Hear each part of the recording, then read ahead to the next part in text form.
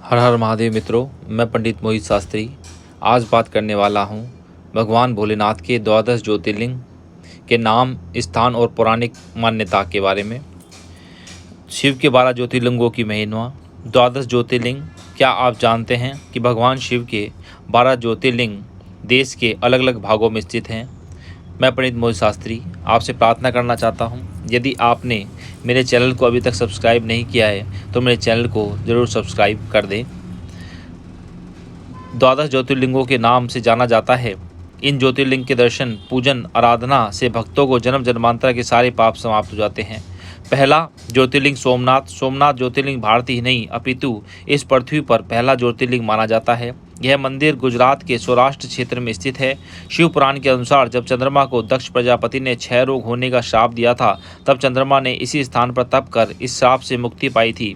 ऐसा कहा जाता है कि इस शिवलिंग की स्थापना स्वयं चंद्रदेव ने की थी। द्वितीय ज्योतिर्लिंग।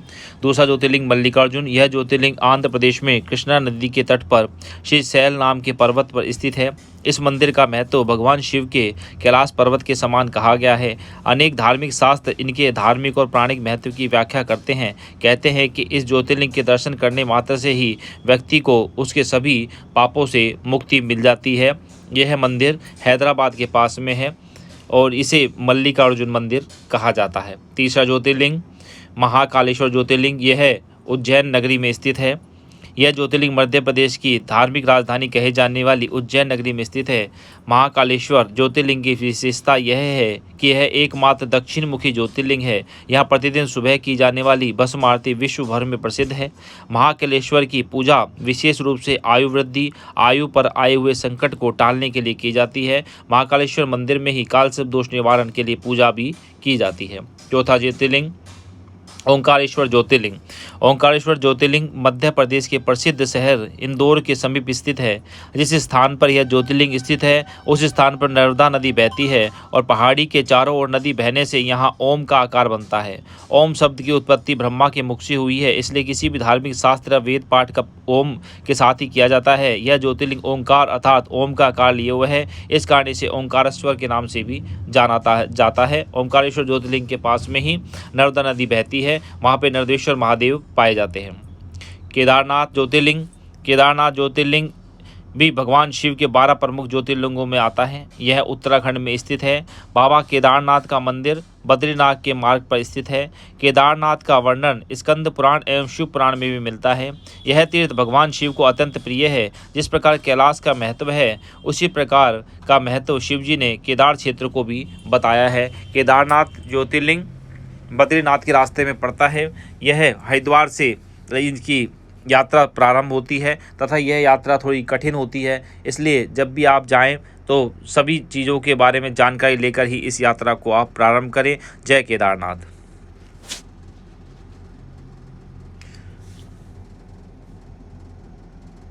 पांचवा भीमाशंकर। भीमाशंकर ज्योतिर्लिंग महाराष्ट्र के पुणे जिले में इस सब नाम स्थित है। भीमाशंकर ज्योतिर्लिंग को मोटेश्वर महादेव के नाम से भी जाना जाता है। इस मंदिर में विषय में मान्यता है कि जो भक्त श्रद्धा से इस मंदिर के प्रतिदिन सुबह सूर्य निकलने के बाद दर्शन करता है, उसके 7 जन्मों का पाप दूर हो जाता है तथा उसके लिए स्वर्ग के मार्ग खुल जाते हैं। भीमाशंकर ज्योतिर्लिंग यह महाराष्ट्र के पुणे में स्थित है।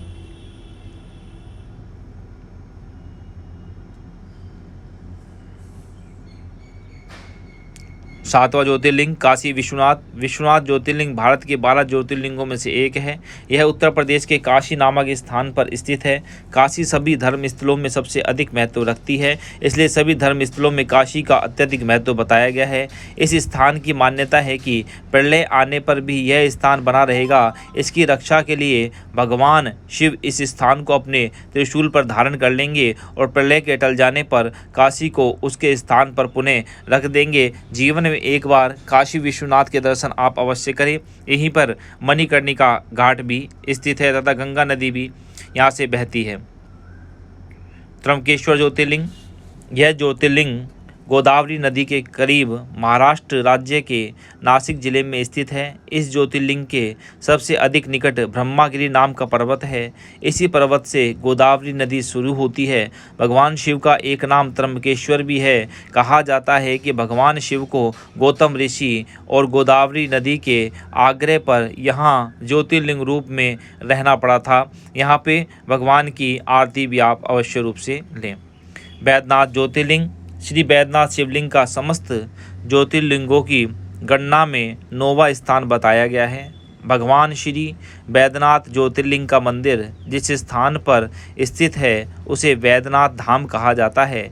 यह स्थान झारखंड प्रांत, पूर्व में बिहार प्रांत के संथाल परगना के दुमका नामक जनपद में पड़ता है। यहीं पर श्रावण मास में बहुत श्रद्धालु आते हैं तथा कावड़ लेकर के अपने अपने घर को जाते हैं तथा यहाँ का जल ले जाकर शंकर भगवान के अभिषेक करते हैं। नागेश्वर ज्योतिर्लिंग। यह ज्योतिर्लिंग गुजरात के बाहरी क्षेत्र में द्वारिका स्थान में स्थित है। धर्मशास्त्रों में भगवान शिव नागों के देवता हैं और नागेश्वर का पूर्ण अर्थ नागों का ईश्वर होता है। भगवान शिव का एक अन्य नाम नागेश्वर भी है। द्वारकापुरी से भी नागेश्वर ज्योतिर्लिंग की दूरी 17 मील की है। इस ज्योतिर्लिंग की महिमा में कहा गया है कि जो व्यक्ति पूर्ण श्रद्धा और विश्वास के साथ यहाँ दर्शनों के लिए आता है उसकी सभी मनोकामनाएं पूरी हो जाती हैं। रामेश्वर ज्योतिर्लिंग। यह ज्योतिर्लिंग तमिलनाडु राज्य के रामनाथपुरम नामक स्थान में स्थित है। भगवान शिव के 12 ज्योतिर्लिंगों में से एक होने के साथ साथ यह स्थान हिंदुओं के 4 धामों में से भी एक है। इस ज्योतिर्लिंग के विषय में यह मान्यता है कि इसकी स्थापना स्वयं भगवान श्री राम ने की थी। भगवान राम के द्वारा स्थापित होने के कारण इस ज्योतिर्लिंग को भगवान राम का ही नाम रामेश्वरम नाम दिया गया। गणेश्वर ज्योतिर्लिंग। गणेश्वर ज्योतिर्लिंग प्रसिद्ध मंदिर महाराष्ट्र के संभाजी नगर के समीप दौलताबाद के पास स्थित है। इसे गणेश्वर या घुसमेश्वर नाम से भी जाना जाता है। भगवान शिव के 12 ज्योतिर्लिंगों में से यह अंतिम ज्योतिर्लिंग है। बौद्ध भिक्षुओं के द्वारा निर्मित एलोरा की प्रसिद्ध गुफाएं इस मंदिर के समीप स्थित है। यहीं पर श्री एकनाथ गुरुजी व जनार्दन महाराज जी की समाधि भी स्थित है।